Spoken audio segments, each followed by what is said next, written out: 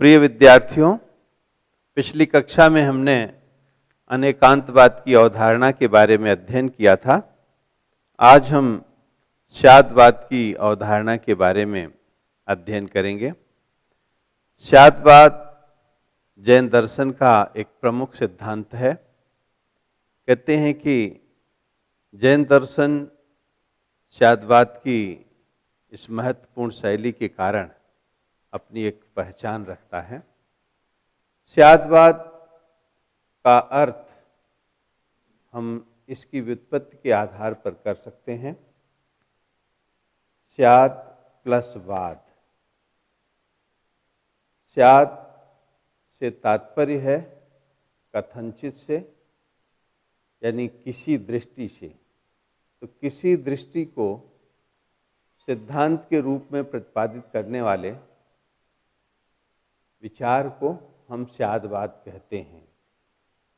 स्यादित्य अव्ययम अनेकांतम द्योतकम, यानी स्याद जो है ये अव्यय है जो अनेकांत का द्योतक है, ऐसा कहा गया है। तो इससे ये स्पष्ट होता है कि स्यादवाद अनेकांतवाद को प्रस्तुत करता है। स्यादवाद जैन दर्शन का प्राण है। जिस तरह से हम देखते हैं कि शरीर में आत्मा प्राण रूप में है, शरीर का आधार आत्मा है, अर्थात शरीर में प्राण फूंकने वाली आत्मा है, वैसे ही हम कह सकते हैं कि जैन दर्शन में प्राण फूंकने वाला सिद्धांत स्यादवाद है। इसीलिए स्यादवाद को जैन दर्शन का सबसे महत्वपूर्ण सिद्धांत माना जाता है। स्याद शब्द से दर्शन जगत में बहुत भ्रम भी हुआ है और प्रायः जैनेतर दार्शनिकों ने इसको अलग अलग अर्थ करके जैन दर्शन के स्यादवाद की आलोचना भी की है, जो कि ठीक नहीं है। स्याद का अर्थ जो है कुछ लोग शायद लेते हैं, संभावना ले लेते हैं। तो शायद और संभावना के कारण संभवतः दूसरे दार्शनिकों को जैन दर्शन के इस सिद्धांत की वास्तविकता को न समझ पाने का एक भ्रम रहा है। तो ये कह सकते हैं कि स्यादवाद न तो शायद ही है और न ही ये संभावना को द्योतित करता है, बल्कि स्यादवाद का स्याद शब्द ये कथनचित का द्योतक है, यानी किसी दृष्टि से। जब हम किसी वस्तु को, किसी तत्व को या किसी भी पदार्थ को हम स्याद के साथ अगर प्रस्तुत करते हैं, तो इसका मतलब है कि किसी दृष्टि से यह वो वस्तु है। जब हम ये कहते हैं कि स्याद वो पिता है, तो इसका मतलब ये हुआ कि वो किसी दृष्टि से पिता है, अर्थात पुत्र की दृष्टि से वो पिता है। जब हम ये कहते हैं कि वो ताऊ है, तो इसका मतलब वो किसी दृष्टि से ताऊ है, अर्थात भतीजे की दृष्टि से ताऊ है। शायद वो भाई है, तो इसका मतलब भाई की दृष्टि से भाई है। और वो पुत्र है, तो पिता की दृष्टि से पुत्र है।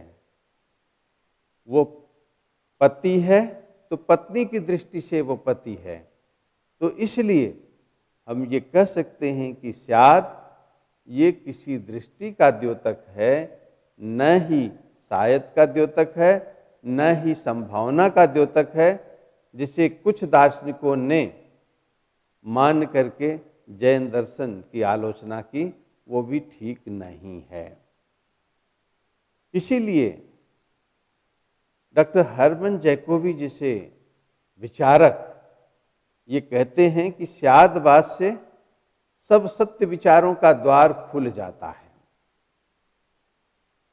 अगर हमने स्यादवाद का सहारा लिया, स्यादवाद का आश्रय लिया, तो एक तरह से सत्य विचारों का द्वार खुलता है।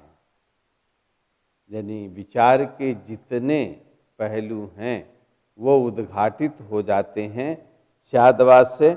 इसलिए स्यादवाद एक महत्वपूर्ण सिद्धांत है, ऐसा हम मान सकते हैं।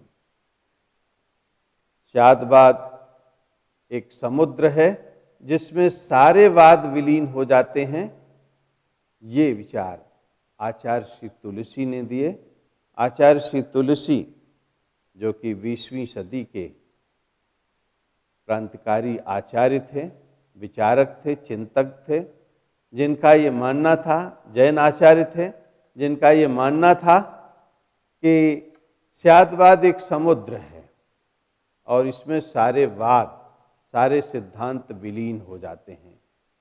तो जिस तरह से हम ये देखते हैं कि बहुत सारी धाराएं आकर के समुद्र में विलीन हो जाती हैं, वैसे बहुत सारे वाद आकर के स्यादवाद में विलीन हो जाते हैं। स्यादवाद का महत्व इसीलिए है कि वो सबको समाहित कर लेता है। स्यादवाद को हम समन्वय का मार्ग भी कह सकते हैं। स्यादवाद को हम ये कह सकते हैं कि वो समायोजन करने का सर्वश्रेष्ठ माध्यम है। सबको अपने में समाहित कर लेता है, सारे विरोधों को अपने में समाहित कर लेता है। और ये कहें कि स्यादवाद के माध्यम से ऐसी प्रस्तुति होती है कि जिससे कुछ अछूता नहीं होता है, सब कुछ इसमें समाहित हो जाता है। इसलिए आचार्य श्री तुलसी का ये कथन अत्यधिक उपयुक्त प्रतीत होता है। अहिंसा साधना का चरम उत्कर्ष स्यादवाद है। प्रायः अहिंसा को सबसे महत्वपूर्ण माना गया है।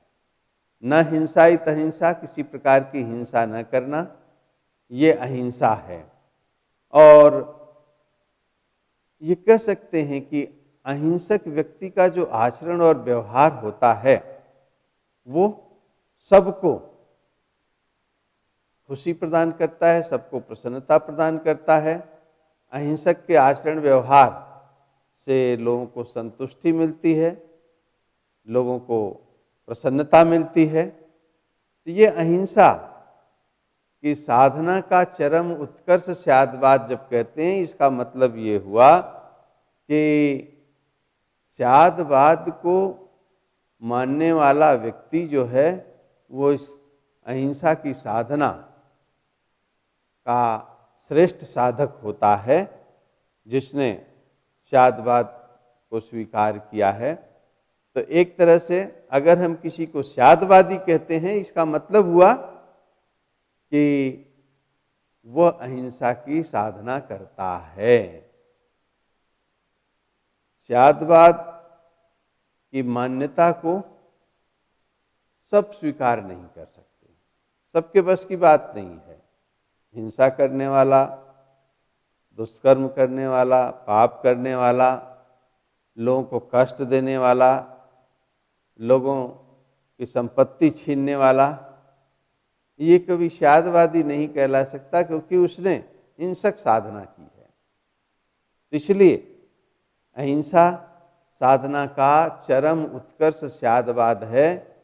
ऐसा माना जाता है कि जिस व्यक्ति की स्यादवाद में आस्था होगी वो कभी हिंसक नहीं हो सकता। या यूं कहें कि अगर हिंसक व्यक्ति है तो उसके स्यादवाद में आस्था नहीं हो सकती। तो इसलिए स्यादवाद अत्यधिक महत्वपूर्ण सिद्धांत है। भगवान महावीर ने जब ये कहा एगे आया अनेगे आया, आत्मा एक भी है, आत्मा अनेक भी है, अब महत्वपूर्ण प्रश्न है कि ये विरोधी कथन कैसे, हम ये कहें ये आया, ये भी कहें अनेगे आया, ये विरोधी कथन है, कंट्राडिक्टरी स्टेटमेंट। तो how can we accept this type of contradictory statement कि आत्मा एक भी है, आत्मा अनेक भी है, और वो भगवान महावीर का सुभाषित वाक्य। तो जैन दृष्टि से ये कहा जा सकता है कि इसमें कोई विरोधाभास नहीं है, क्योंकि जैन दर्शन स्यादवाद की एक ऐसी शैली, एक ऐसा वचन सिद्धांत देता है जो कि किसी भी विचार को पुष्ट करता है। किसी भी विचार को पुष्ट करने का उपयुक्त माध्यम जो है स्यादवाद है। तो जब हम ये कहें कि स्याद आत्मा एक है, तो स्याद आत्मा एक है, इसका मतलब ये हुआ कि चैतन्य की दृष्टि से आत्मा एक है। इसमें किसी भी प्रकार का खलल नहीं हो सकता। तो चैतन्य की दृष्टि से आत्मा एक है। और जब कहते हैं अनेगे आया, आत्मा जो है अनेक है,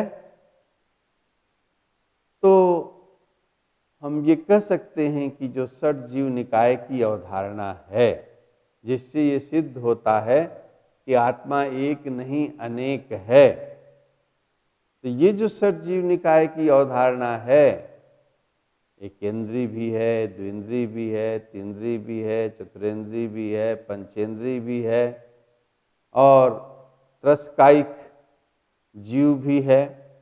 तो ये एक तरह से अनेगे आया की बात सिद्ध करता है। तो आत्मा एक भी है और आत्मा अनेक भी है, ये बात स्पष्ट होती है स्यादवाद के माध्यम से। इसलिए ये कहा जा सकता है कि स्यादवाद की महिमा इतनी है कि ये सभी प्रकार के विरोधों को नष्ट कर देते हैं। तो सब प्रकार के विरोधों को नष्ट कर देने वाला जो है, ये है स्यादवाद। तो स्यादवाद मूलतः है क्या? व्हाट इज स्यादवाद? तो कह रहे हैं कि जो अनेकांतवाद है, ये एक सिद्धांत है, ये एक विचार है, ये एक दृष्टि है जो ये कहता है कि वस्तु के अनेक धर्म हैं। अनंत धर्म वस्तुकम, वस्तु के अनेक धर्म हैं। और जब वस्तु के अनेक धर्म हैं, लेकिन शब्दों की तो अपनी सीमा है और शब्द सीमित हैं, तो उस सीमित शब्द से हमें उस अनंत वस्तु की अभिव्यक्ति करनी है। तो सीमित शब्द से अनंत वस्तु की अभिव्यक्ति करनी है, तो इसलिए ये कहा जा सकता है कि स्यादवाद जो है वो अभिव्यक्ति की एक शैली है।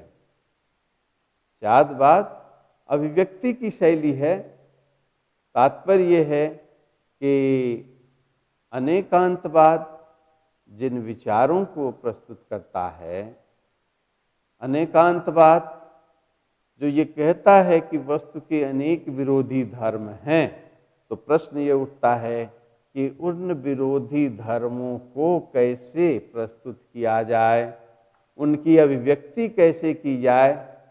क्योंकि जब तक अभिव्यक्ति सही ढंग से नहीं होगी, तब तक विचारों का वैमनस्य बना रह सकता है।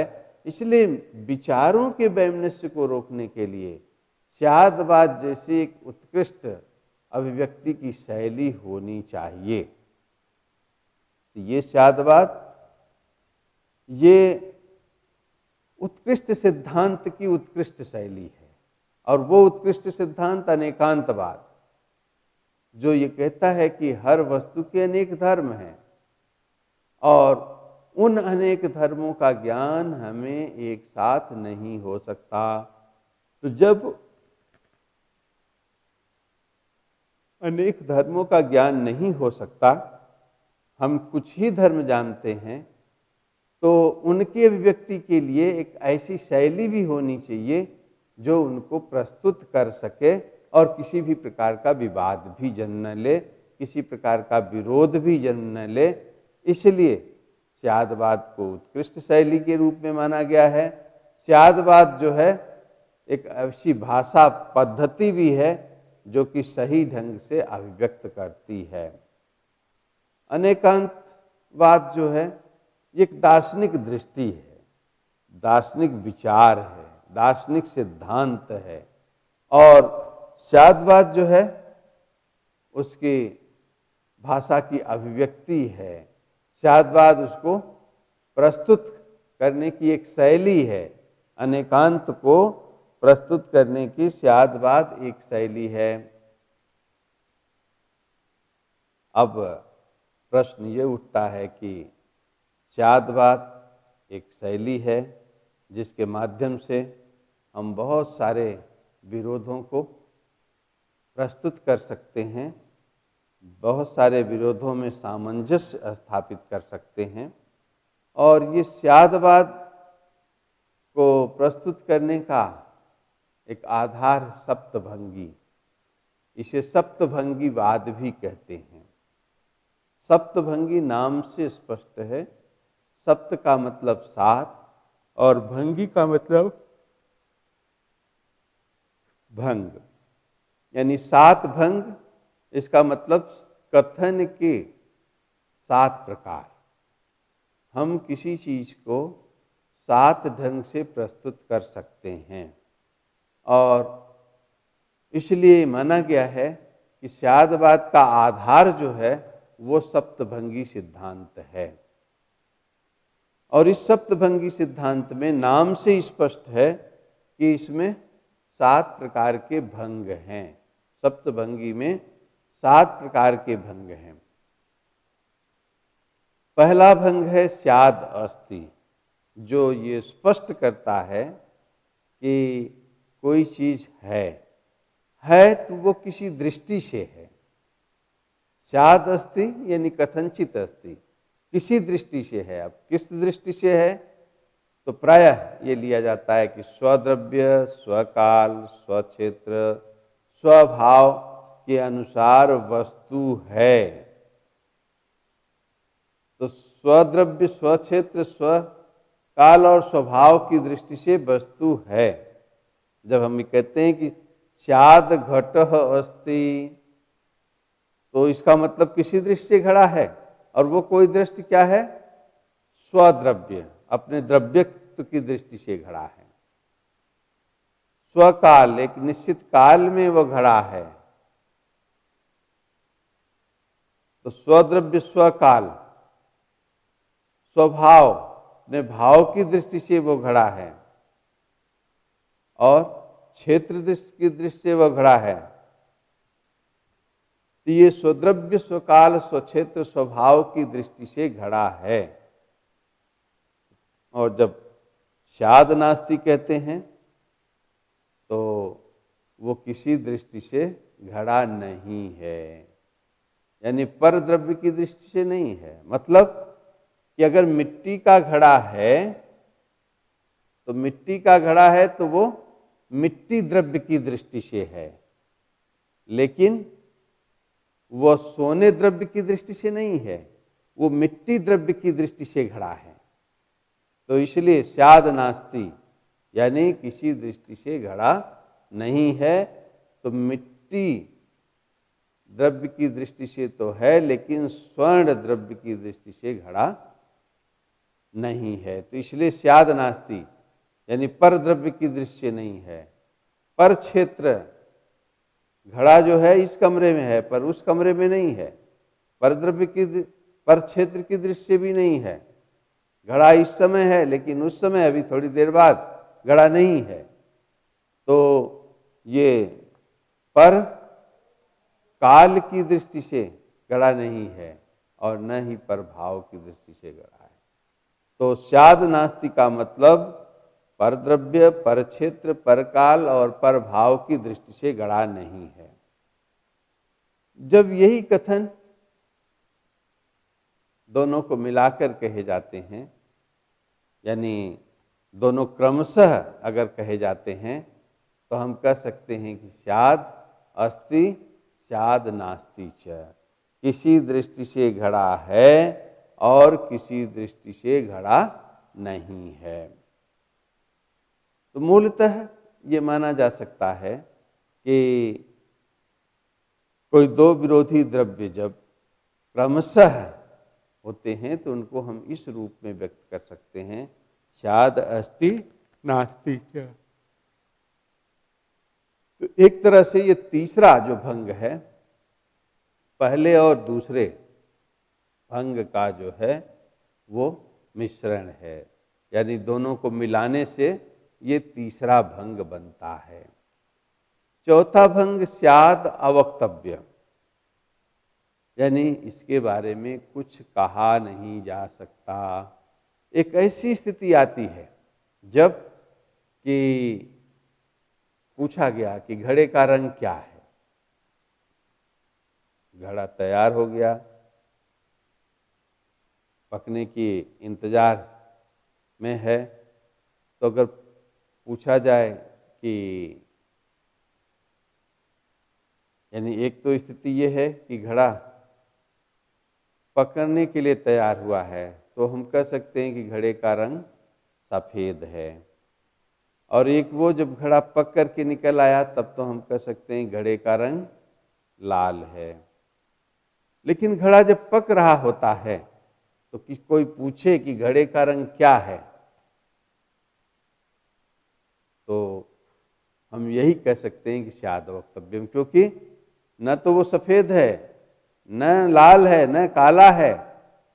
तो हम ये कह सकते हैं कि शायद उसके बारे में कथनचित उसके बारे में कुछ कहा नहीं जा सकता, क्योंकि अभी उसका रंग क्लियर नहीं हुआ है कि किस रंग का वो है। तो ये एक तरह से स्याद् अवक्तव्य की स्थिति है।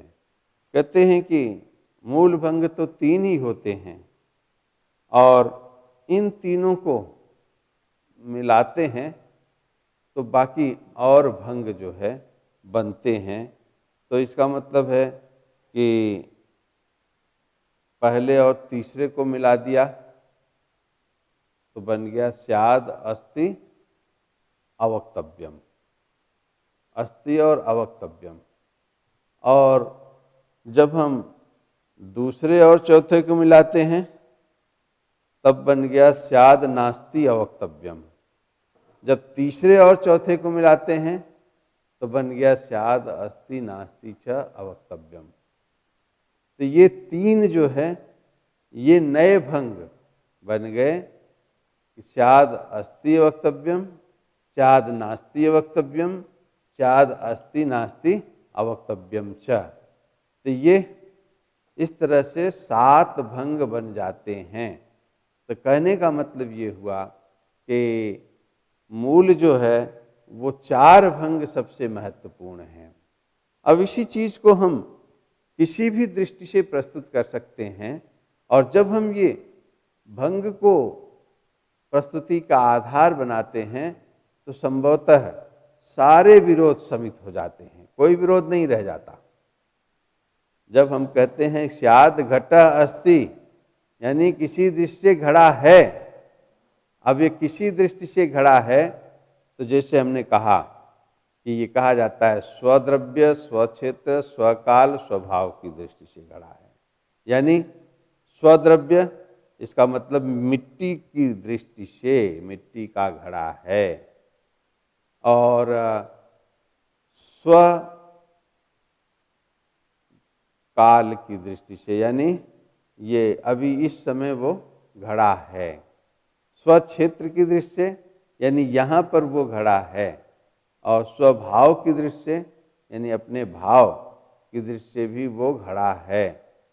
तो ये स्वद्रव्य, स्वक्षेत्र, स्वकाल, स्वभाव की दृष्टि से हम घटः अस्ति की बात करते हैं। लेकिन जब हम स्याद् नास्ति की बात करते हैं तो इसका मतलब ये हो गया कि पर द्रव्य, पर क्षेत्र, पर काल, पर भाव की दृष्टि से घड़ा नहीं है। और एक तीसरा जो भंग बनता है कि स्याद घट अस्ति नास्ति च, किसी दृश्य घड़ा है भी, किसी दृश्य घड़ा नहीं भी है। तो एक तरह से जब हम युगपत दृष्टि अख्तियार करते हैं तो युगपत दृष्टि में स्याद अस्ति नास्ति च कहा जाता है। और जैसा हमने बताया कि एक स्थिति ऐसी भी आती है कि जब हम ये कहते हैं कि स्याद अवक्तव्यम, उसके बारे में कुछ कहा नहीं जा सकता। तो ये 4 मूल भंग। इसके बाद के जो 3 हैं, यानी पहला है स्याद अस्ति वक्तव्यम, जब किसी दृष्टि से घड़ा होता है लेकिन दूसरी दृष्टि से यानी युगपत दृष्टि से उसके बारे में कुछ नहीं कहा जा सकता, तो हम यही कहते हैं कि स्याद अस्ति अवक्तव्यम च। और जब किसी दृष्टि से घड़ा नहीं भी है लेकिन उसके बारे में कुछ कहा भी नहीं जाता, तो हम इस तरह का कि स्याद घट नास्ति अवक्तव्यम च ऐसा कह सकते हैं। इसलिए स्याद नास्ति और अवक्तव्यम ये एक भंगी बनाया गया। नेक्स्ट है स्याद नास्ति वक्तव्यम, यानी जब हम देखते हैं कि किसी दृष्टि से घट नास्ति वक्तव्यम जब कहा जाता है तो इसका मतलब है कि घड़ा किसी दृश्य नहीं है, अर्थात पर द्रव्य पर क्षेत्र पर काल भाव की दृश्य नहीं है। और अवक्तव्यम उसे इसलिए कहा जाता है क्योंकि वो जो है किसी भी रूप में उसको व्यक्त नहीं किया जा सकता उस चीज को, इसलिए स्याद नास्ति अवक्तव्यम कहा जाता है। नेक्स्ट बात करें कि स्याद अस्ति नास्ति वक्तव्यम, ये जो है ये 7वां भंगी है, जिसमें कि हम देखते हैं कि तीसरा और चौथे को मिलाकर के बनाया जाता है। तीसरा है अस्ति नास्ति, चौथा है अवक्तव्यम। तो अस्ति नास्ति अवक्तव्यम च, यानी स्वद्रव्य स्वक्षेत्र स्वकाल स्वभाव की दृष्टि से वस्तु नहीं है, स्वद्रव्य पर द्रव्य पर क्षेत्र पर काल पर भाव की दृष्टि से वो नहीं है। और एक तरह से कहा जाए कि अवक्तव्यम यानी उसके बारे में कुछ कहा भी नहीं जा सकता। तो ये जो 7वां भंग है अस्ति नास्ति अवक्तव्यम च, ये स्पष्ट होता है। तो इस प्रकार इस सप्त भंगिनय के द्वारा जैन दार्शनिकों ने स्यादवाद को सिद्ध करने की कोशिश की, और इसीलिए कहा जाता है कि स्यादवाद का आधार सप्तभंगिनय है। सप्तभंग के माध्यम से स्यादवाद स्पष्ट होता है। जहां तक इस 7 भंगियों की बात है, 7 भंग में हम मूलतः देखें तो ये 4 भंग महत्वपूर्ण हैं, यानी फर्स्ट टू 4। स्याद अस्ति महत्वपूर्ण है, स्याद नास्ति ये भी महत्वपूर्ण है, स्याद अवक्तव्यम ये भी महत्वपूर्ण है, और स्याद अस्ति नास्ति च अवक्तव्यम ये भी महत्वपूर्ण है। तो इस दृष्टि से ये महत्वपूर्ण है। जहाँ तक बौद्ध दर्शन की बात है, बौद्ध दर्शन में 4 कोटियों की चर्चा की गई है। 4 कोटियाँ ये एक तरह से द्वैसंते यानी न सत न असत सत्सत न सत्सत न अपि उभयात्मकम चतुष्कोटि विनिर्मुक्तम तत्वम माध्यमिका विदुः। तो चतुष्कोटि विनिर्मुक्तम, 4 कोटियों से जो मुक्त है वो बौद्ध दर्शन में एक तरह से उसे मान्य किया गया है। नागार्जुन ने 4 कोटियों की चर्चा की है। तो ये चतुष्कोटि यानी कि कोई चीज न सत है न असत है न सत्सत है न उभयात्मकम है। जहाँ तक वेदांत की बात है, वेदांत के अंतर्गत माया के अंतर्गत 3 कोटियाँ मानी गई है, 3 कोटि है। और इसे हम ये कह सकते हैं कि सत असद्भ्याम अनिर्वाच्या मिथ्या भूता सनातनी, यानी माया जो है, माया को ये कहा गया कि वो सत्य है क्योंकि प्रत्यक्ष दिखलाई पड़ती है, माया असत है तो माया सत भी है और माया असत भी है, और कह रहे हैं कि माया जो है उभयात्मिका भी है। तो माया सत है क्योंकि प्रत्यक्ष है, माया असत है क्योंकि समाप्त होती है। तो सत असद्भ्याम अनिर्वाच्या, यानी माया अनिर्वचनीय है, उसके बारे में कुछ कहा नहीं जा सकता। तो ये एक तरह से तीन कोटियां वेदांत में देखने को मिलती है। तो जहाँ वेदांत में तीन कोटियां, बौद्ध दर्शन में चार कोटियों के माध्यम से अभिव्यक्ति होती है, प्रस्तुति होती है, वहाँ जैन दर्शन जो है सात कोटियों के माध्यम से अभिव्यक्त करता है। और यही सप्तभंगी जो है ये स्यादवाद का आधार है। थैंक्स।